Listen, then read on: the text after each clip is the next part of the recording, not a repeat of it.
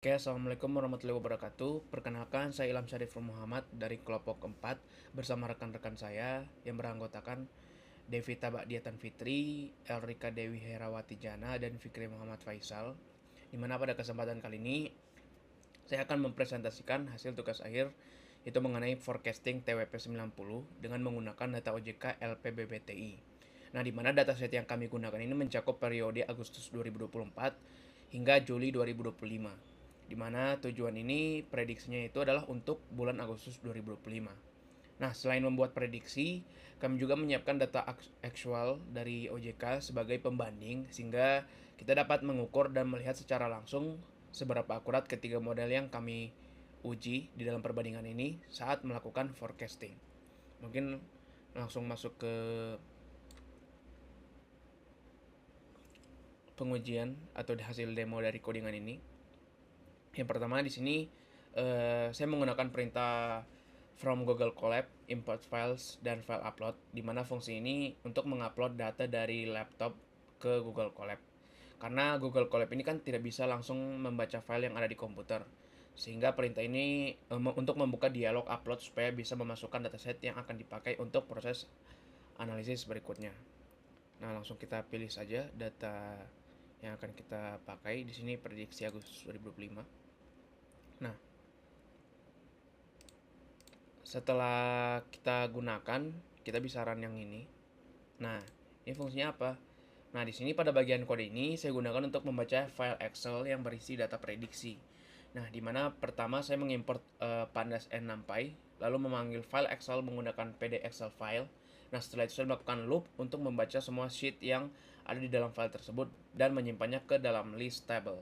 Nah, tujuannya itu supaya seluruh isi file termasuk jika ada banyak sheet bisa terbaca dan siap diolah pada tahap analisis berikutnya. Setelah itu lanjut pada bagian ini. Kode ini saya melakukan proses pembersihan data berdasarkan nama provinsi. Nah, pertama saya membuat pola pencarian penggunaan regular expression untuk mendeteksi kata-kata yang mengandung nama provinsi. Lalu setiap sheet ini yang sudah dibaca sebelumnya saya cek baris per baris, dan baris yang mengandung nama provinsi akan diambil dan dimasukkan ke dalam list clean underscore tables. Nah, tujuannya ini apa?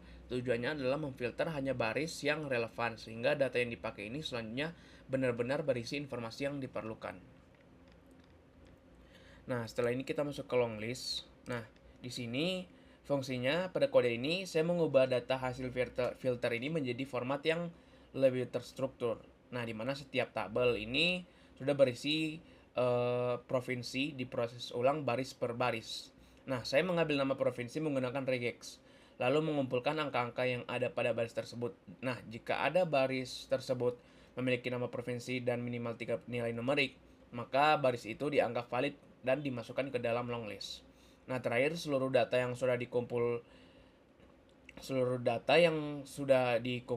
atau yang sudah terkumpul saya ubah menjadi data frame bernama final, sehingga data provinsi dan nilai-nilainya siap digunakan untuk analisis berikutnya.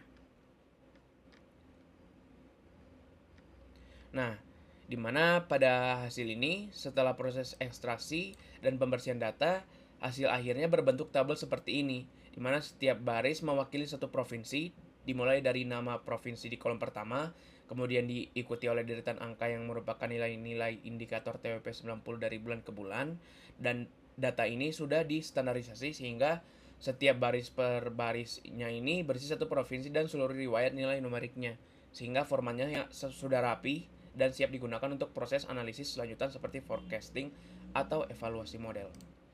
Pada kode ini saya melakukan pembersihan tabel akhir dengan menghapus kolom kosong yang dimana biasanya muncul akibat ekspor dari Excel.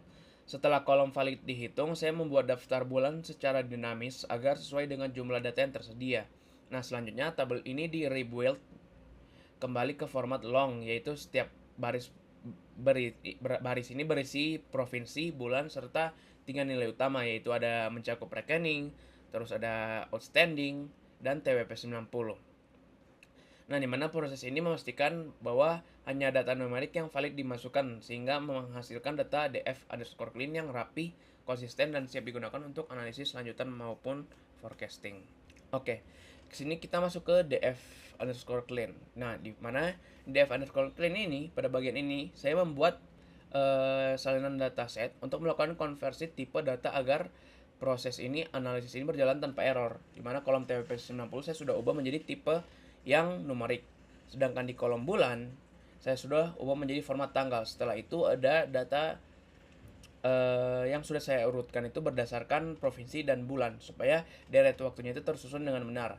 Di mana hasil akhirnya seperti yang terlihat pada output adalah tabel bersih yang sudah terurut dan siap digunakan untuk pemodelan setiap provinsi, urutan bulan yang konsisten, dan juga ada nilai numerik yang sudah valid dan kolom teks yang tetap tersedia untuk keperluan embedding atau input LLM. Setelah itu kita masuk ke helper, di mana di fungsi coding ini yaitu ada get underscore ts underscore context, di mana fungsi dari variabel ini digunakan untuk menyiapkan data deret waktu yang digunakan yang akan diberikan ke model LLM saat melakukan forecasting. Nah, di fungsi ini mengambil seluruh data sebuah provinsi, kemudian mengurutkannya berdasarkan bulan. Setelah itu, semua bulan kecuali yang bulan terakhir dijadikan konteks input untuk model, sedangkan bulan terakhir disimpan sebagai target actual untuk evaluasi. Di mana nantinya nilai TWP90 ini dari konteks kemudian diformat menjadi teks deret waktu sehingga model dapat membaca pola perubahan bulan ke bulan. Dengan pendekatan ini, model hanya melihat data historis tanpa mengetahui nilai actual berikutnya, sehingga proses forecast menjadi valid sebagai peramalan satu langkah ke depan. Setelah itu, pada bagian codingan ini berfungsi untuk menghasilkan prediksi dengan menggunakan model LLM dan mengekstrak nilai numerik dari hasil outputnya. Nah, di mana fungsi forecast underscore LLM pada variabel itu memulai proses dengan mengubah prompt menjadi token, lalu memanggil model untuk menghasilkan teks prediksi dengan pengaturan seperti temperatur dan top underscore p, agar output itu lebih stabil setelah model menghasilkan teks lengkap. Nah, di sini saya memotong bagian yang tidak relevan dan menggunakan ekspresi regular untuk mengambil angka dalam format 0, sekian sebagai hasil prediksi dari TWP90. Nah, di mana jika angka tidak ditemukan di bagian output utama, fungsi melakukan pencarian cadangan akan ada pada seluruh teks. Di mana dengan mekanisme ini, model dapat memberikan prediksi numerik yang bersih dan dapat dipakai langsung di dalam evaluasi forecast. Nah, pada bagian ini saya membuat dua fungsi penting untuk manajemen model LLM, yaitu load underscore LLM dan unload underscore LLM, di mana yang fungsi pertama di load underscore LLM digunakan untuk memuat tokenizer dan model berdasarkan nama model yang dipilih, lalu menempatkannya ke perangkat komputasi seperti GPU agar proses prediksinya ini berjalan lebih cepat. Nah, setelah selesai digunakan, kita masuk ke fungsi unload underscore LLM, di mana fungsi unload underscore LLM ini akan menghapus model dan tokenizer dari memori serta membersihkan cache dari GPU. Di mana mekanisme ini sangat penting karena untuk menghindari kehabisan memori, terutama saat memanggil beberapa model berbeda di dalam satu sesi forecasting. Nah, pada bagian ini saya mengambil daftar provinsi unik dari dataset yang sudah dibersihkan menggunakan df underscore clean provinsi.unique. Nah, di mana di sini hasilnya berupa list berisi seluruh nama provinsi yang sudah didata, yang kemudian digunakan sebagai dasar untuk melakukan proses forecasting per provinsi. Di mana langkah ini penting karena memastikan model berjalan secara terstruktur, di mana setiap provinsi akan diproses satu per satu sesuai urutan daftar tersebut. Di sini. Nah, sekarang kita masuk ke bagian forecasting dari ketiga model. Nah, di sini ada prediksi dari DeepSeek, di sini ada prediksi dari Qwen 2.5 sampai 1.5B Instruct, terus ada GPT 2 Large. Nah, di sini sudah menghasilkan forecastingnya. Di sini nilai TWP-nya sudah ada dari bagian model pertama, model kedua, ini model kedua, dan ini model ketiga. Nah, pada tahap forecasting ini, saya menggunakan 3 model LLM yang berbeda, yaitu ada DeepSeek, Qwen, dan GPT. Di mana untuk memprediksi nilai TWP90 ini untuk 1 bulan ke depan dari setiap provinsi. Nah, di mana ketiga model ini menerima konteks deret waktu historis yang sudah dipotong sehingga mereka hanya melihat data sampai bulan sebelumnya, di mana di sini bulan sebelumnya itu yaitu bulan Juli gitu. Nah, sehingga prediksinya valid sebagai one step ahead forecasting, di mana setiap model ini kemudian menghasilkan nilai prediksi yang dibersihkan menggunakan fungsi ekstraksi angka dan hasilnya akan disimpan di dalam tabel prediksi masing-masing.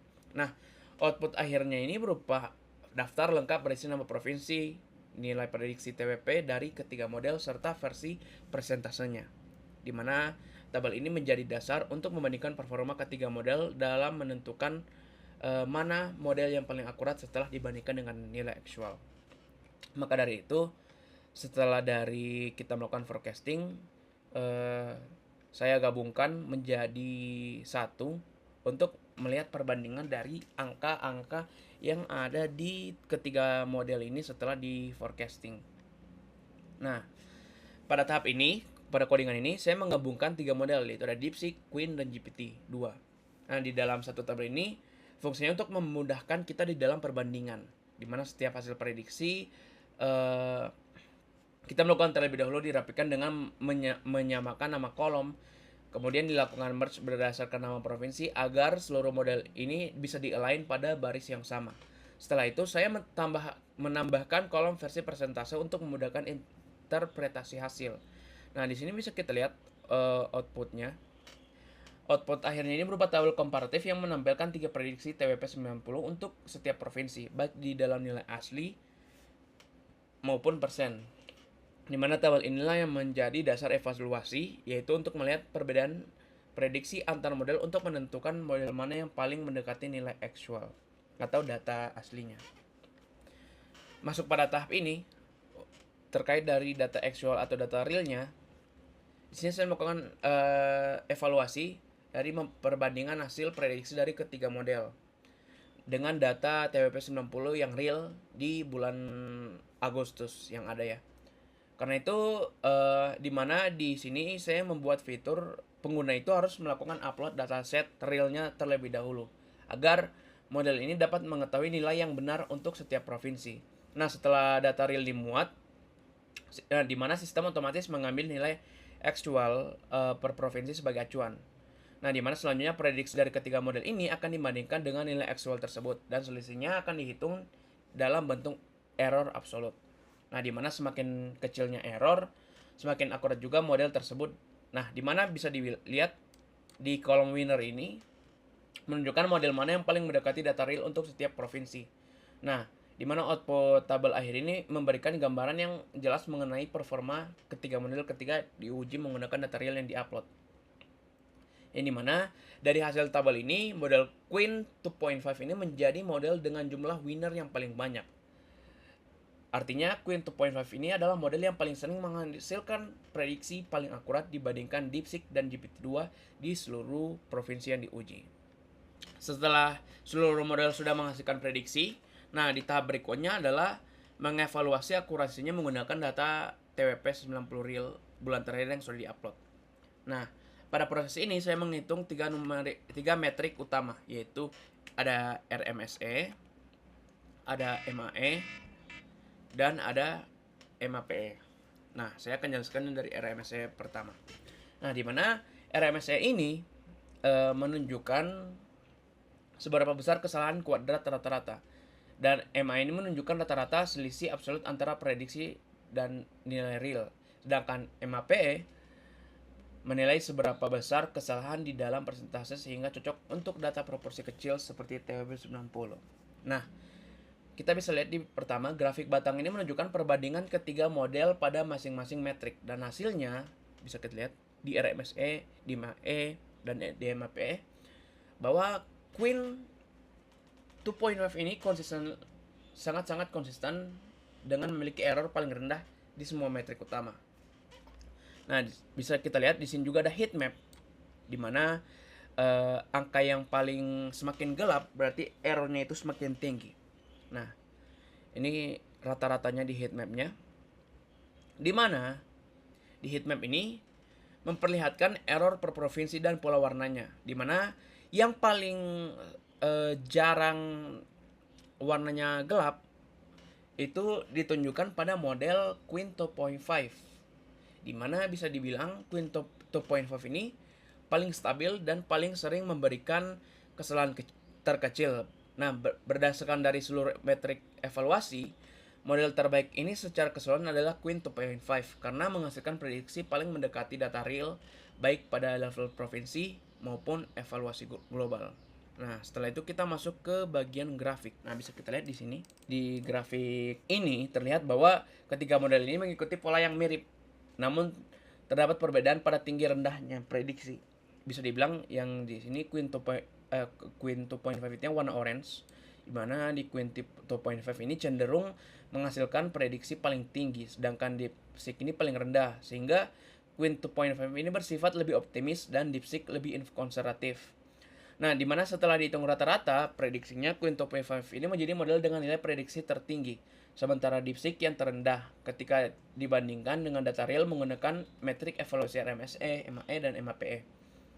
Di mana dengan model akurasi terbaik adalah Queen 2.5 karena memiliki nilai MAPE paling rendah. Artinya, Queen 2.5 ini memberikan prediksi paling mendekati data aktual dan paling konsisten antar provinsinya. Berikut hasil presentasi dari saya. Mohon maaf jika ada kurangnya. Wabillahi taufiq wal hidayah. Wassalamualaikum warahmatullahi wabarakatuh.